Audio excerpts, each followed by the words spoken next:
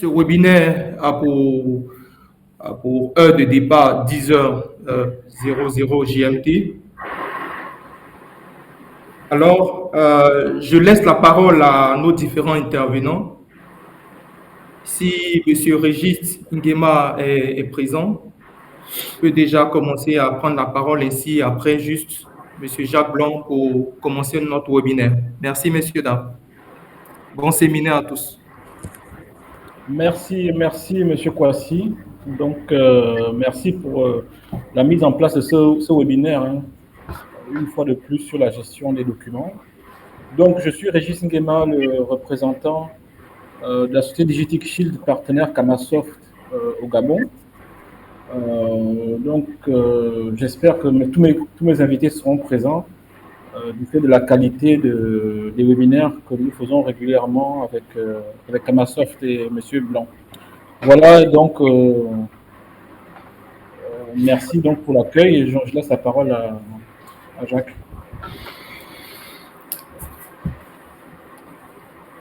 Oui, bonjour à toutes et à tous. Est-ce que vous m'entendez bien? Oui, parfait. Oui, Jacques, on t'entend parfaitement. Merci pour cette introduction, Richard, et ton petit mot, Régis, qui effectivement travaille avec nous sur le Cameroun et le Gabon. Nous allons aborder ce sujet sous un angle collaboratif aujourd'hui, hein, le sujet de la gestion documentaire. C'est sans doute un angle qui est plus favorable à vos différents besoins, parce que on a ça et là dans nos activités diverses souvent à partager des documents, à collaborer. Et donc, on a trouvé aujourd'hui que la thématique de la collaboration, ça devait être effectivement une dimension à mettre en avant parce qu'elle est particulièrement intéressante avec notre plateforme Kamasoft. Donc, en menu aujourd'hui, on a une petite présentation de Kamasoft hein, avec un certain nombre de références. Et puis, on va aborder le sujet du collaboratif avec, à la fin de cette présentation, une petite démonstration. C'est juste pour vous mettre un petit peu l'eau à la bouche hein, sur l'interface, sur ce que l'on peut faire. Mais on peut faire bien sûr bien d'autres choses dans le domaine du collaboratif et de la gestion documentaire. Et puis répondre à quelques questions. L'objectif, c'est de, je dirais, faire cette présentation, ce webinaire dans un format d'une heure, de manière à ce que ça vous prenne pas trop de temps sur vos différentes activités. Mais par contre, on se tient bien sûr à votre disposition après le webinaire pour répondre à vos questions et pour échanger avec vous sur des projets que vous pourriez avoir à mener. Alors, Kamasoft Africa, c'est d'abord un intégrateur. Aujourd'hui, nous intégrons les solutions Kamasoft. Ce sont des solutions avec lesquelles nous avons un partenariat fort avec un éditeur français qui s'appelle Mycelia. Donc, nous intégrons ces solutions-là sur le continent africain. Depuis la Tunisie jusqu'à la Côte d'Ivoire et également sur l'Afrique centrale avec la présence de Digitic au Cameroun et au Gabon. Alors, qu'est-ce que nous faisons? Nous sommes intégrateurs, donc on propose des prestations de dématérialisation, des prestations de numérisation, de reprise documentaire, de fonds d'archives, mais également d'installation de paramétrage de cette solution Kamasoft qui va permettre de faire de la gestion documentaire, du collaboratif, de l'archivage et bien d'autres choses. On va pouvoir piloter des projets d'intégration et surtout intégrer cette brique documentaire à l'ensemble des systèmes d'information existants. L'objectif étant de ne pas faire un silo documentaire dans un coin, mais c'est de l'intégrer à vos systèmes d'information existants.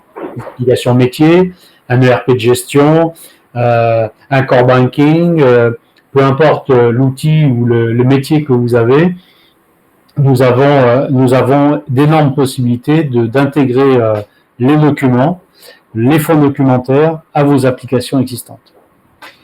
Et bien sûr, nous offrons des services de maintenance de l'application, de maintenance, d'évolution, mais on a également la particularité d'offrir un contrat d'assistance, de vous permettre de souscrire un contrat d'assistance pour accompagner vos administrateurs fonctionnels ou techniques dans la mise en œuvre, dans l'exploitation de la solution.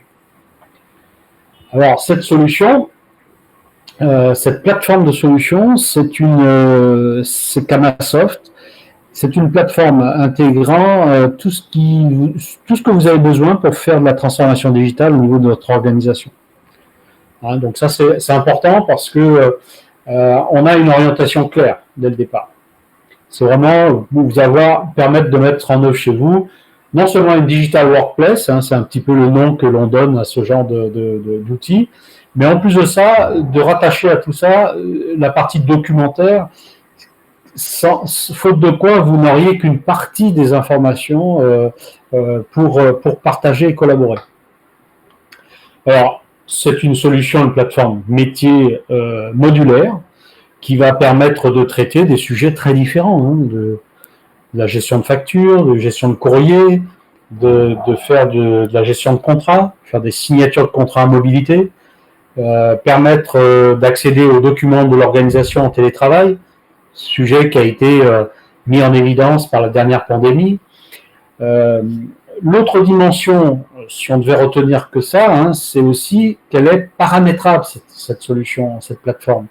Paramétrable, ça veut dire que on va pas développer des choses, on va à 90%, voire plus, paramétrer. Ça veut dire aussi que le socle est particulièrement stable et ne souffre d'aucune instabilité ou de bug. Il a été très largement testé et donc dessus on va paramétrer l'application, les différents modules selon vos besoins et selon vos préconisations. Donc ça c'est important. Ça veut dire moins de coûts additionnels, ce sont exactement des coûts de paramétrage et moins de risques qu'il y ait des problèmes au niveau de l'application. Le dernier point important, c'est économique. Économique parce que on a une tarification de licence, puisqu'on parle de licence d'utilisation, qui est particulièrement adaptée à nos pays.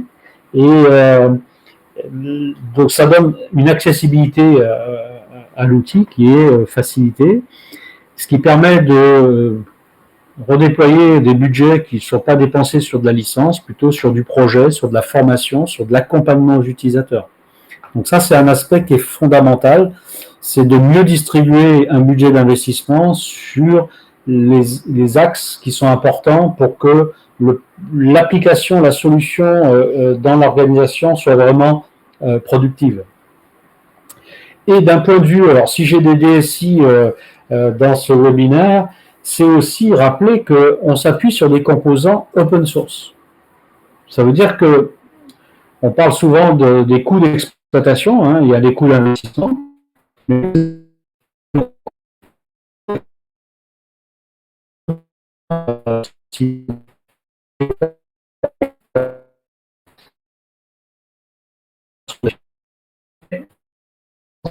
système, il n'y a pas de licence de base de données et il n'y a pas de licence de maintenance à rajouter tous les ans pour l'exploitation de la plateforme.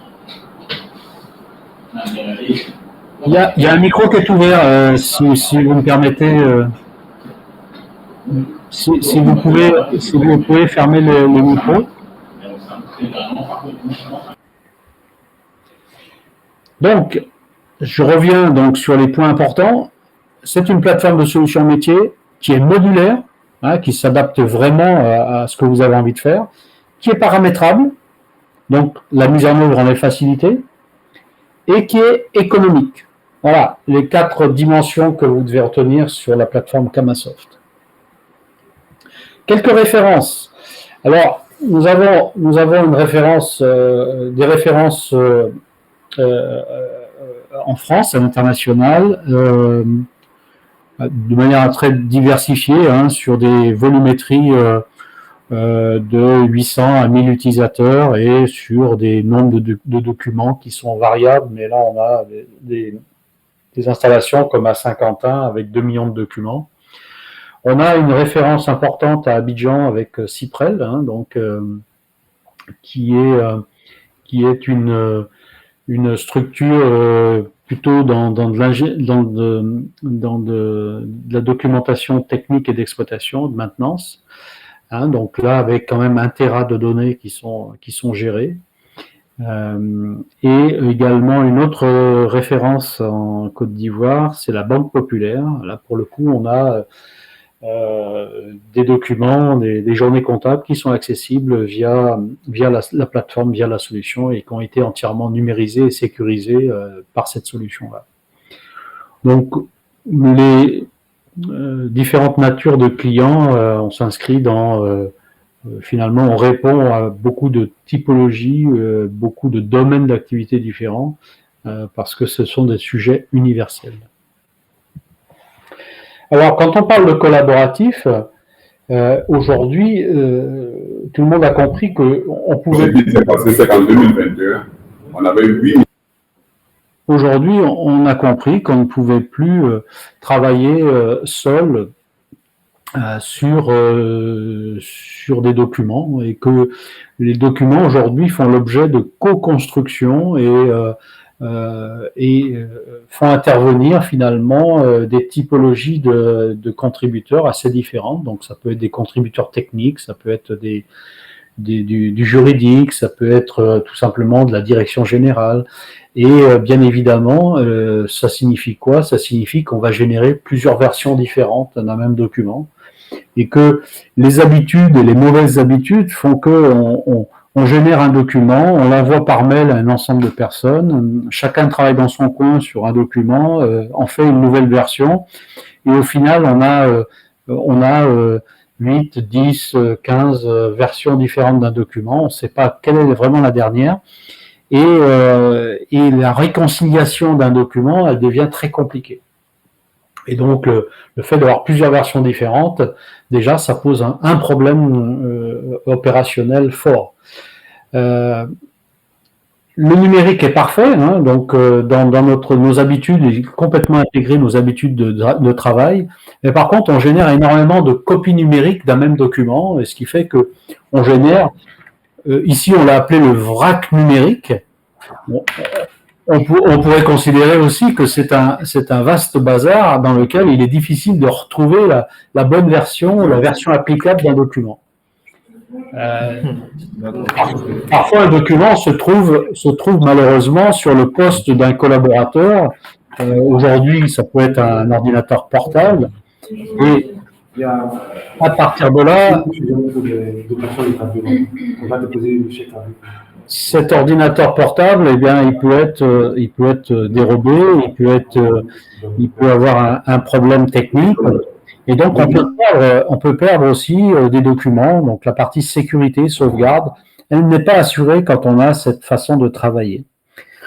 Dernièrement, avec la pandémie que nous avons tous subie, on s'est aperçu qu'on pouvait effectivement travailler à distance, travailler de chez soi, travailler depuis un déplacement, depuis un client, etc. Donc, ceci dit, la problématique reste aussi importante, c'est que même en déplacement, même en mobilité, je dois pouvoir accéder à des documents qui sont des documents de l'organisation, des documents d'un projet.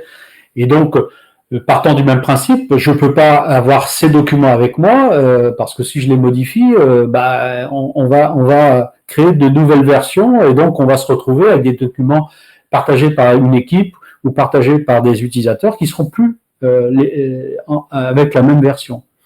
Donc on retrouve la même problématique et le fait de ne pas pouvoir organiser ça, ça ne permettait pas à l'époque de pouvoir travailler à distance de manière facile. Enfin, faut pas oublier aujourd'hui qu'on a besoin de penser à l'utilisateur. L'utilisateur, il doit pas avoir un truc compliqué à utiliser, il doit avoir un truc simple, il doit pouvoir comprendre facilement comment s'approprier la solution. Et c'est pas parce qu'on a mis en place un système de visioconférence, par exemple, pour ne citer que ça, qu'on a résolu le problème du document. On a un canal d'échange, on a un canal même sur de la messagerie instantanée, hein, puisque certains sont dotés de ce genre d'outils. Oui, on communique, on a des réponses à certaines questions métiers. Comment il faut faire ça, qu'est-ce que tu avais fait quand tu avais eu à gérer cette situation-là ou ce problème-là. Mais on ne construit rien quand on fait ça. On échange, c'est très instantané, donc c'est important parce que ça répond à un besoin. Mais on ne construit pas de connaissances, on ne construit pas de documents. On est juste dans l'échange. Donc, le parcours utilisateur, c'est aussi de pouvoir capitaliser sur ce qui se passe, hein, sur cette collaboration autour de sujets ou de documents. Puis enfin, quand on parle de transformation digitale, n'oublions jamais qu'on parle de mobilité. Parce que la transformation digitale, elle est aussi en forme elle doit adresser cette partie de mobilité. Que ce soit avec votre smartphone, que ce soit avec une tablette, que ce soit avec votre ordinateur dans un déplacement, à chaque moment, vous devez pouvoir accéder aux documents de l'organisation, à vos documents, aux documents d'un projet. Et donc ça, c'est un élément, une dimension qui est fondamentale. Avec Kamasoft, pourquoi c'est une démarche innovante? Parce que le collaboratif et la plateforme va nous permettre de capitaliser sur la construction collective d'informations et de documents. Parce qu'on va partager un fond documentaire, on va partager la mémoire d'une organisation, la mémoire d'un projet. On va pouvoir intégrer des acteurs internes, hein, sur un projet transverse, je vais pouvoir avoir des acteurs internes qui vont collaborer, mais je vais pouvoir aussi, parce que c'est aussi de plus en plus le cas, on travaille aussi avec des prestataires extérieurs. On travaille avec des sociétés de services, on travaille avec du conseil, on travaille avec des experts, de l'expertise technique, de l'expertise comptable, financière. Et donc, permettre à ces acteurs de se retrouver autour de la table, je dirais, mais dans un espace protégé dans lequel je vais pouvoir partager de l'information et des documents, c'est aussi une forme de capitalisation sur cette démarche. De plus en plus, on est dans une mise en place de projets. Alors ça peut être des micro-projets, ça peut être des projets de rédaction d'un document, ça peut être des choses tout à fait maîtrisables, mais on peut aussi avoir des projets dans lesquels on a différents acteurs de l'entreprise, mais aussi du client, potentiellement également avec des prestataires qui sont impliqués. Donc on a toute l'animation projet, la comitologie, la partie qualité, la partie documentaire qu'il faut pouvoir gérer. C'est une démarche que vous allez pouvoir intégrer avec Kamasoft. Capitaliser, ça veut dire aussi pouvoir élaborer ou valider des documents, ça veut dire pouvoir mettre en place des processus de validation, des processus de traitement, ce qu'on appelle communément des workflows, hein, mais c'est un mot un peu pour les initiés, on va dire ça comme ça. Donc aujourd'hui, on parle de processus. Hein, donc un processus, on va passer d'une étape à une autre avec des acteurs différents, avec des gens qui auront à faire des choses différentes, des actions différentes. Alors, ce qui est intéressant avec le collaboratif, hein, parce que quand je parle de tout ça, je ne parle pas de GED, je ne parle pas de gestion documentaire. Je pourrais le faire. Mais c'est parfois perturbant de parler de choses que l'on connaît pas bien. Hein. Qu'est-ce que peut m'apporter la GED ou la gestion documentaire dans l'entreprise? En fait, on ne sait pas bien l'expliquer. Et nous, on essaye de l'expliquer aussi sous l'axe collaboratif, construction collective. Parce que ça permet aussi de comprendre des axes importants de la gestion documentaire qui vont nous aider à faire ce collaboratif, qui vont nous aider à faire cette construction. Par exemple, la gestion des versions. Je peux avoir différentes versions d'un document, mais c'est géré par l'outil. Donc, je ne m'invente pas un truc. Hein, quand je modifie un document, ça me crée une version. La personne qui vient après, elle va voir la nouvelle version. Si elle veut voir celle d'avant, elle pourra le faire également. Voilà, la gestion des versions. Le fait qu'un document, il va avoir des propriétés, ce qu'on appelle dans le langage un peu des initiés, des métadonnées, mais ce sont simplement des propriétés. Un document qui est un document PDF, par exemple, l'extension d'un document, le format d'un document, c'est une propriété. Mais la propriété, ça peut être son propriétaire. Ça peut être la nature du document. C'est une facture, c'est un bon de livraison, c'est un bon de commande. Voilà, ce sont autant de propriétés qui vont caractériser un document. L'organisation documentaire, parce que quand je range un document dans un classeur dans mon armoire, eh bien, je vais ranger ça dans le classeur fournisseur. Bon, j'ai ouvert un classeur fournisseur 2023, et donc je vais classer dans ce classeur fournisseur par nom de fournisseur, par exemple. Je vais classer ça je vais avoir un classeur client. Bien, l'organisation documentaire, ça va permettre d'organiser le classement des documents de manière structurée, avec une logique qui va permettre, bien évidemment, de faciliter la recherche du document. Un des éléments importants, c'est de pouvoir retrouver ce que l'on met dans une plateforme. Et donc procéder de manière, je le schématise de manière dans le monde réel, mais dans le monde virtuel, dans une plateforme de gestion documentaire, le collaboratif va permettre de dire, oui, mon document, oui, c'est une facture, c'est pas un courrier, donc je le traite pas de la même façon. Ce que je parlais tout à l'heure de processus de validation, à travers ça, on comprend ce que c'est qu'un workflow.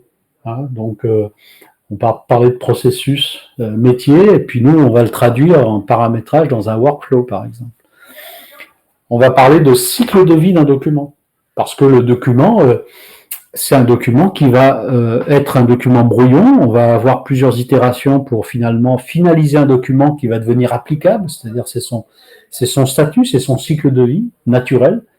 Et puis, si par exemple j'ai fait une facture à un client, la facture, je vais devoir la conserver pendant, après c'est la réglementation qui me le demande, par exemple, pendant 5 ans. Et au bout de 5 ans, la durée de vie administrative de mon document, elle sera terminée. Et donc, je pourrais basculer éventuellement dans une étape de purge ou de destruction, sauf si j'ai des consignes ou j'ai des instructions particulières. Le cycle de vie du document, c'est depuis sa naissance jusqu'à sa destruction. Donc ça, on peut le faire par nature de document. On sait qu'une facture, il faut la conserver 5 ans. Une fiche de paye, il va falloir la conserver à vie, parce que à vie du salarié, par exemple. Donc, c'est cette notion-là qui est très bien gérée dans la GED, et qui nous permet, quand on travaille sur le collaboratif, on ne se pose pas toutes ces questions-là, mais sachez que en dessous de ça, on a un socle de gestion documentaire très puissant qui va gérer toutes ces dimensions-là. Et donc, le collaboratif va vous permettre de comprendre l'intérêt de toutes ces dimensions-là et pourquoi on a besoin d'avoir en dessous quelque chose qui s'appelle une gestion documentaire qui va nous permettre de travailler en toute sécurité avec les droits, les accès qui vont bien. J'en ai pas parlé, mais la gestion des droits et des accès sur la GED, elle est importante, ce qui vous permet de travailler dans des espaces projets partagés mais protégés, c'est-à-dire avec des accès limités aux utilisateurs qui ont été définis ou aux groupes d'utilisateurs qui ont été définis. Et donc, ça permet de sécuriser ces espaces-là et de faciliter les échanges, y compris avec des acteurs extérieurs. En synthèse, les axes clés de la GED, quand on parle de Kamasoft, c'est quoi? C'est le moteur de recherche performant. Ça permet de rechercher les documents, de les retrouver, heureusement, mais quand on a 2 millions de documents, il faut pouvoir très rapidement remonter les informations. Donc, c'est l'objectif avec le moteur de recherche. C'est de pouvoir regrouper aussi des documents par axe métier, parce que moi, je veux, par exemple, Ici, j'ai une petite illustration. Alors, je vais le souligner. Voilà. Ici, j'ai deux pavés. Hein, on a un pilotage et un autre projet GED. Eh bien, ça me permet de regrouper dans un pavé, par exemple, donc, un dossier dans lequel je vais retrouver tout ce qui va concerner le pilotage. Donc, si c'était, par exemple, une facture à payer, par exemple, je pourrais avoir dans un dossier toutes les factures à payer. Ça me permet de faire un zoom sur un axe métier qui me concerne. Donc, je suis concerné uniquement par les factures. Je n'ai pas envie de passer en revue tous les documents qui existent. Non, je veux me concentrer là-dessus. Et ce qui est intéressant, par ailleurs, c'est que on va pouvoir accéder aux documents de manière locale, dans votre réseau d'entreprise, ou distant, ou à distance, si vous avez un accès sur le serveur de l'entreprise, via un simple explorateur. C'est-à-dire que je n'installe rien sur votre poste de travail. Je travaille uniquement en interface web. Donc, ça veut dire un explorateur. Ça veut dire aussi que je suis dans les mondes Windows, dans les mondes Android, pour ceux qui ont des tablettes et smartphones, Android, mais également dans le monde de iOS, donc tout ce qui est Apple, tablette et smartphone. D'accord? Donc, j'ai cette facilité-là d'intégrer la mobilité d'anglais. Sur la partie collaboratif, on va le voir à travers la petite démonstration que je vais vous faire, c'est de pouvoir proposer des espaces de travail et de collaboration. Donc ça, c'est important, de pouvoir animer des projets uniquement avec la plateforme. Pouvoir proposer des comptes rendus et des plans d'action pratiquement in situ, en même temps qu'on fait on finit une réunion, on a quasiment fini le compte rendu. Ça, c'est important parce que moi, quand on anime des projets, on a énormément de comptes rendus, de mémos, de relevés de décision, de choses comme ça à faire. Et ça prend un temps infini et ça prend, si ça vous prend déjà du temps, ça prendra aussi beaucoup de temps à vos clients pour valider tout ça. Donc, pour reprendre un dicton ivoirien, en même temps est mieux. En même temps et mieux, ça veut dire que à la fin de la réunion, je produis le compte rendu. Et ça a une valeur opérationnelle inestimable. Ça évite d'être complètement submergé par de la rédaction, de la relecture, etc. Tant que tous les acteurs sont autour de la table, on peut naturellement valider le contenu d'un compte rendu, du relevé de décision, par exemple.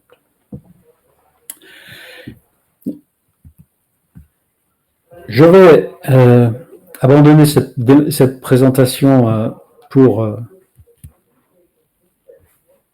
vous partager. Alors, je vais partager, changer ma fenêtre. Voilà. Je vais partager la fenêtre qui va bien, normalement. Est-ce que vous voyez ?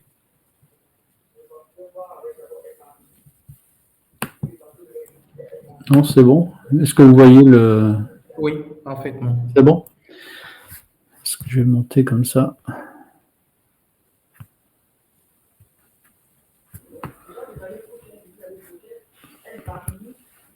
Alors, est-ce qu'elle marche? Voilà. Je vais me mettre en écran.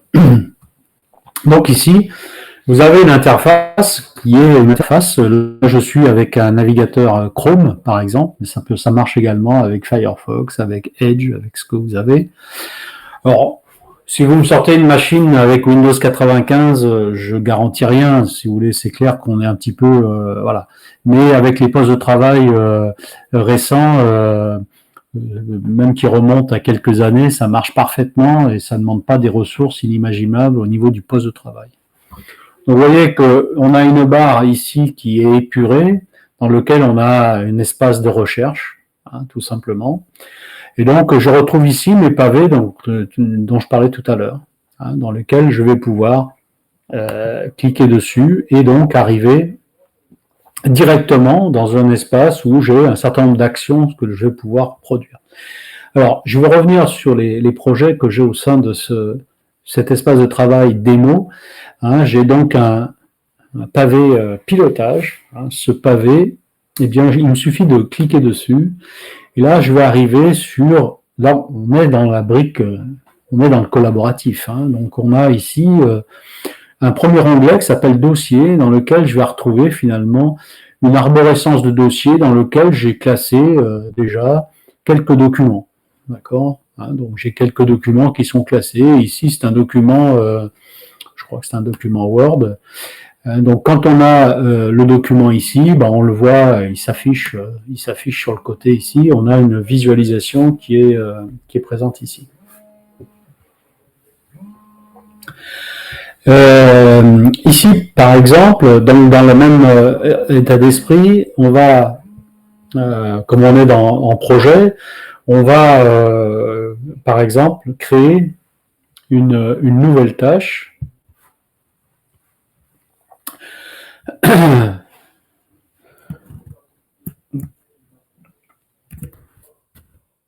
Donc, c'est très simple. Vous avez une interface dans laquelle vous mettez le statut, à qui c'est attribué. Par exemple, là, je m'attribue une tâche. On donne une échéance, d'accord, et puis je valide. Donc là, j'ai créé une tâche, présentation. Hein, donc je peux associer à cette tâche-là, des documents, d'accord. Donc le document, ça peut être des documents sur mon ordinateur, ça peut être tout simplement un document, ici la présentation que je suis en train de faire, et je peux l'associer donc en même temps, d'accord. Donc la tâche, vous voyez, la tâche, elle a été définie, présentation, et j'ai associé un document, j'ai associé un certain nombre des éléments d'ordre, je dirais, de délai, hein, d'échéance. Je peux mettre une durée, je peux mettre une date de fin. Et donc, je peux, donc par rapport à ces tâches-là, maintenant, les visualiser. D'accord ? Donc là, j'ai ma tâche initiale, revue de plan de projet. Maintenant, j'ai une tâche qui s'appelle présentation, et donc je la visualise dans un planning. Là, je suis au mois d'avril, et j'ai des dates qui sont sur ces différents éléments de tâches. Si je clique sur la petite pastille, je vais avoir le détail de la tâche et éventuellement les documents qui sont concernés ou qui vont me permettre de comprendre ce que j'ai à faire. D'accord ? Donc ça, c'est une façon assez facile de programmer des tâches au sein d'un groupe projet, de distribuer un certain nombre d'activités sur les différentes personnes qui participent au groupe projet. Ici, on a un espace document, d'accord. L'espace document, bah, ça va recenser tous les documents qui se trouvent dans mon espace projet. Hein, donc là, j'ai des documents classiques, présentation, documents Word, mais j'ai également un modèle de document ici. On verra qu'est-ce qu'on peut faire avec ça tout à l'heure. Et alors, pour mettre en place, par exemple, ce type de présentation, imaginons que je veux organiser, là je l'ai fait, hein, je veux organiser un webinaire, eh bien, je vais créer un événement, un échange, d'accord. Cet échange-là va concerner, par exemple, 3 personnes hein, que j'ai ajoutées dans l'échange. Et ici, j'ai un élément d'ordre du jour tout de suite. Hein. Je vais proposer à ces 3 personnes un ordre du jour, présentation, démonstration, question-réponse, conclusion. Et dans cet ordre du jour, les personnes vont pouvoir contribuer, toutes celles qui auront été invitées, qui seront présentes à la réunion, vont pouvoir contribuer à cette réunion, à ce point dans lequel ils ont été invités. D'accord ? Donc là, par exemple, j'ai Jacques Blanc, aujourd'hui à 12h33, j'ai contribué à cette réunion sur le premier point de l'ordre du jour. D'accord ? Ici, si je veux saisir la conclusion, eh bien, je peux dire, par exemple, qu'on a validé un nouveau plan.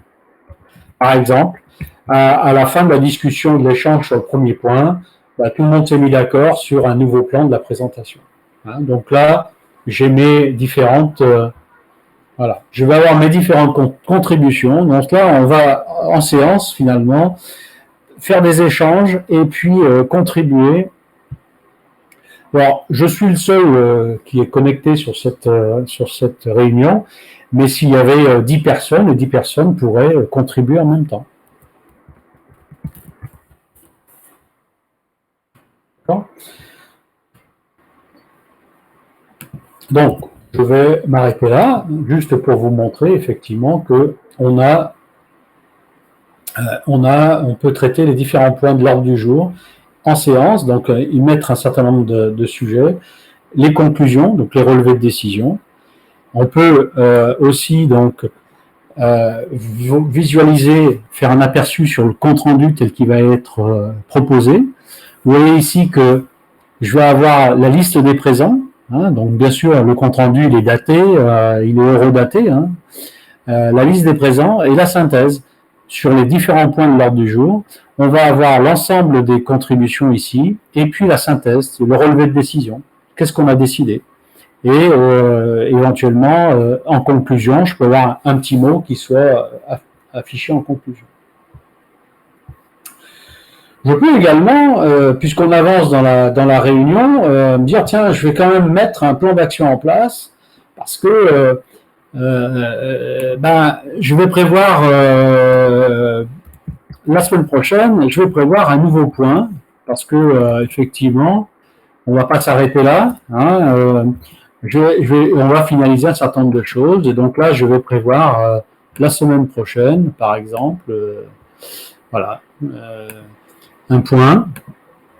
Mardi matin, je vais le faire à distance, et ça va être une réunion. Voilà. Et donc, en même temps que je suis dans la réunion, je vais proposer directement de pouvoir avoir validé ce point d'échange. D'accord? Et ce point, il est déjà inscrit, hein, il est déjà prêt à être configuré et paramétré. Déjà dans les prochaines étapes, hein, donc, de mon échange en cours. Mais je peux également ajouter des actions. Typiquement,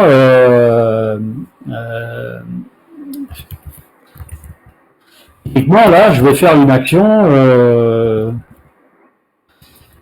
Je vais donner ça donc à faire. Je vais l'attribuer, toujours le même. Il a pas mal de boulot. Et puis je vais lui dire, la semaine prochaine, vendredi, il faut que vous puissiez, voilà, décision, relevé de décision en séance. On dit, on distribue un peu les actions sur les différentes personnes. D'accord? Et puis là, je vais publier le relevé, c'est-à-dire que je vais pouvoir visualiser ce relevé-là. Alors ici, on a le fil d'info, hein, je ne vous en ai pas parlé, mais ça permet d'avoir les différentes actions que je viens de faire, elles s'affichent dans un fil d'info qu'on peut retrouver aussi ici. Donc maintenant, quand je viens dans les documents, d'accord, eh bien, j'ai publié mon document, c'est-à-dire que je vais retrouver ici mon plan d'action. D'accord? Donc ça, c'est important. C'est un document qui a été publié, donc on a directement, il est publié et partagé avec le groupe projet. Il en est de même avec mon compte rendu. Je vais le sauver, d'accord? Et je vais le partager, potentiellement avec un destinataire externe. Ici, si là encore, les choses se sont bien faites, on a maintenant le relevé de décision, plan d'action, mais on a également le compte-rendu du webinaire dans lequel on va retrouver tous les échanges que nous avons eus. D'accord? Les contributions au cours de la réunion, les synthèses des décisions qui ont été prises, et éventuellement une conclusion qui aurait pu être apportée à ce compte-rendu. Donc, on a ici, je dirais, passé en revue les grandes lignes de l'animation projet au sens j'anime mon groupe de projet.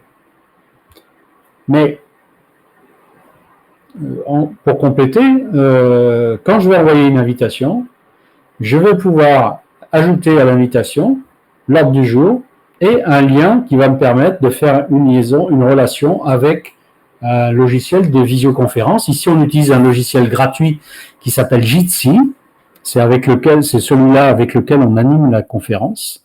Et donc là, je peux envoyer l'ordre du jour et l'invitation, le lien d'invitation vidéo aux différents participants qui sont là. D'accord ? Donc ça, pour vous dire qu'il est facile, un chef de projet ou quelqu'un qui doit animer des échanges autour de documents, de pouvoir travailler là-dessus. Pourquoi ? Parce que dans ce webinaire-là, par exemple, on a partagé les documents qui nous intéressaient, c'est-à-dire la présentation, d'accord ? C'est ce qui fait la base de notre échange. Et ensuite, on va aussi partager le compte-rendu, le relevé de décision. Et enfin, pour terminer, on a un onglet qui s'appelle Action. Vous l'avez vu tout à l'heure, il existe par ailleurs. Cet onglet Action nous permet aussi de pouvoir typiquement envoyer un message au groupe, c'est-à-dire que si je veux envoyer un message instantané au groupe qui est connecté, je peux le faire, d'accord ? C'est quelque chose qui peut se faire directement. Je peux aussi, quand vous êtes dans un groupe projet et que vous êtes également connecté, je peux aussi initier directement une conférence vidéo à partir d'ici, d'accord ?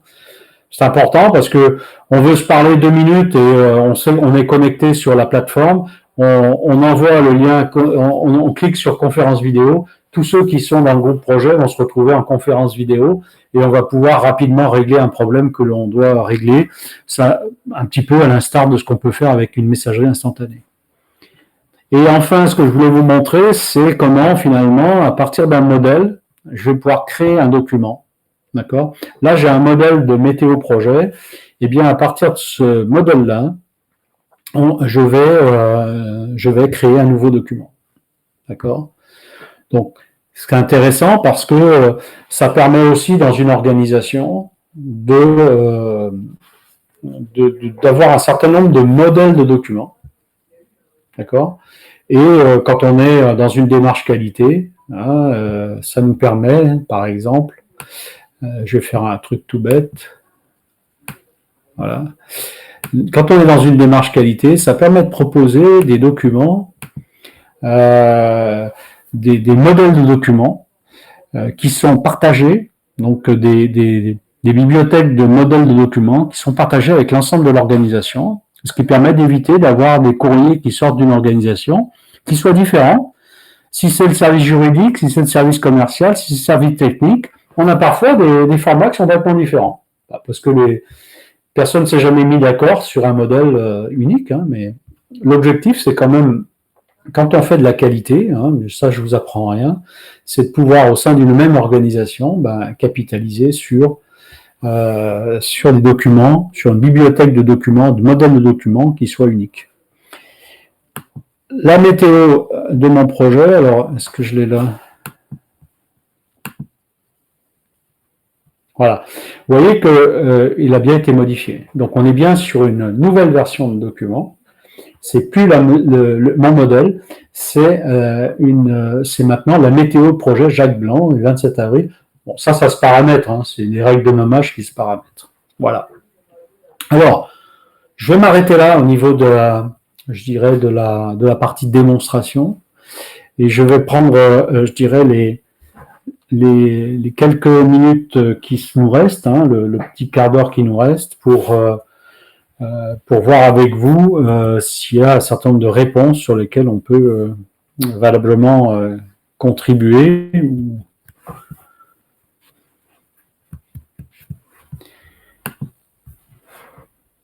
Alors, est-ce que vous avez des questions par rapport à cette présentation, par rapport au sujet que l'on a abordé? Bon, écoutez, comme vous avez de toute façon nos coordonnées, si effectivement il y a des questions, n'hésitez pas à nous faire passer un petit mail. On reste à votre disposition et on vous remercie infiniment d'avoir été là et participé à ce webinaire. Et sachez qu'on va continuer avec nos partenaires et nous-mêmes à animer ce genre de webinaire de manière à vous présenter certaines fonctionnalités de notre plateforme. Donc, nous restons à votre disposition et nous vous souhaitons une excellente journée et une excellente fin de semaine. À bientôt.